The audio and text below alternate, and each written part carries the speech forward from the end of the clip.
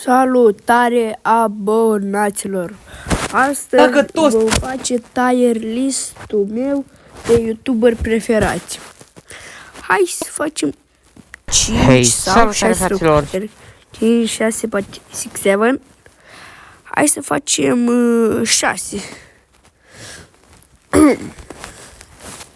Pe locul 6 este, stai un pic să mă gândesc, cred că este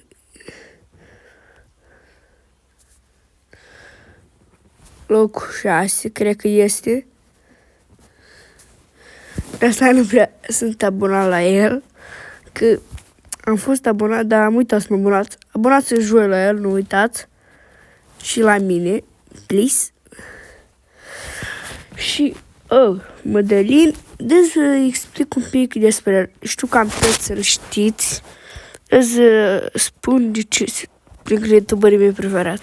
Este un gamer și postează Brawl Stars. Chiar dacă mi-a furat contul meu de Brawl Stars, tot îmi place Brawl Stars.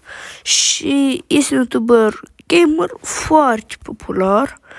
Face des live-uri, videoclipuri foarte des. O dat poate chiar 2 videoclipuri pe zi. Le fac și des. Și fain, asta mi-mi plac youtuberii care postează des și joacă Clash Royale și Brawl Stars. Clash Royale nu prea se mă joacă, dar eu Roblox am jucat un pic, dar Roblox îmi pare că e prea copilăros. Și hai să trecem la locul 5. Locul 5, stai să mă gândesc un pic. Cred că o să fie, stai un pic. Nu. Vreau să facem și un top a desanimatilor.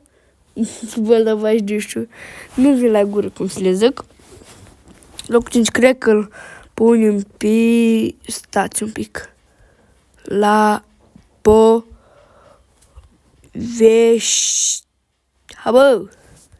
Mi-a apărut și aici. La povești cu Jimmy. Iar este un youtuber foarte popular. Și am un pic de lag. Și nici la el nu m-am abonat. Uitați, vă abonați și la el. Și îmi place conținutul lui. E funny. Unele videoclipuri sunt amuzante rău. Și face YouTube de vreo 8 ani. 8 ani face. Da. Și videoclipuri populare are. Uite, 6.800.000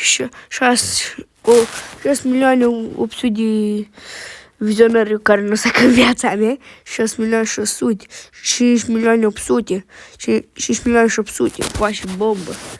Și nu prea l-am mai privit, dar înainte era top 3, dar mai am pregătit top 5. Și cam băgăm un youtuber care nu e atât de popular, dar mi-mi place. Bă, când eram la școală, credeam că aș putea ca... Da, nu, pe locul 5. Sau las. Hai să pun și stăm bine cu topul. Toxic. Eu zic că Toxic, deși canalul lui nu știu așa. E un youtuber foarte funny. Nu postează rar, dar deși unii videoclipuri, uitați, mai postează o dată la 5 zile. Deși postează destul de rășor pentru mine, dar îl scuz pentru videoclipuri lui sunt foarte șmechere. Și este youtuber foarte șmecher. Deci din câte vizionări are cel mai mult videoclip al lui. Hai să vedem. Cel mai vechi este acum 3 ani face TV. 3 ani? Bine. Cel mai popular 283.000.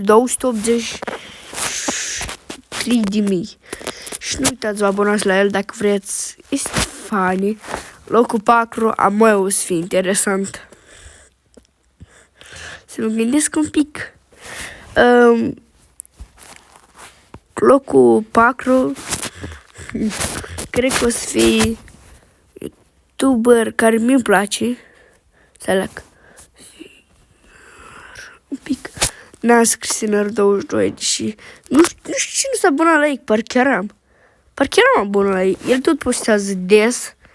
Postează și cel mai des videoclipuri. Un videoclip pe zi, vezi că e bine. El postează mai rar short-uri. Și live-uri postează. Nu postează așa des. Stai la ultimul live a fost acum o lună. Da. Live-uri nu postează așa de des.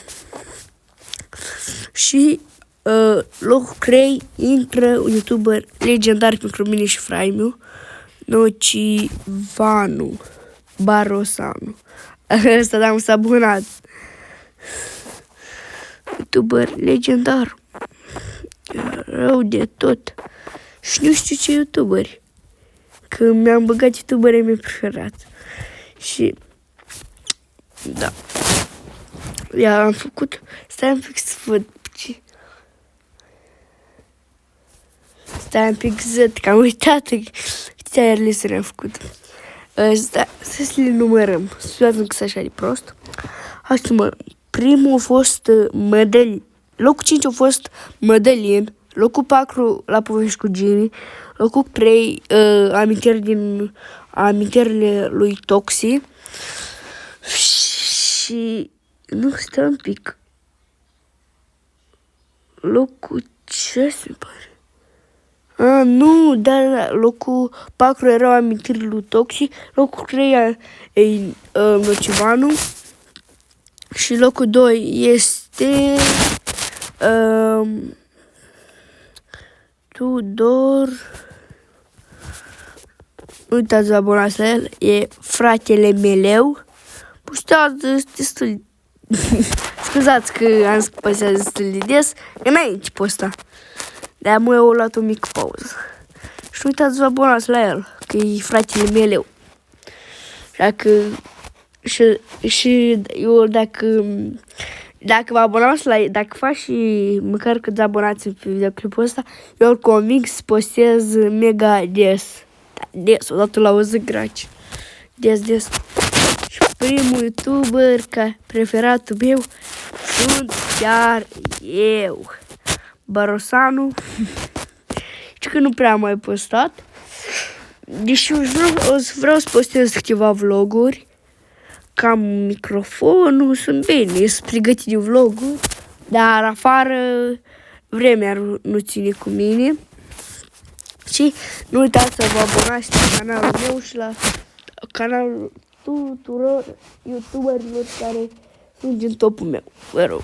Și spuneți dacă vă place tier-listul meu de youtuberi și nu uitați să lăsați un like și subscribe că nu vă doare mâna. Replica asta am luat-o, e replica mea. Și pa, pa!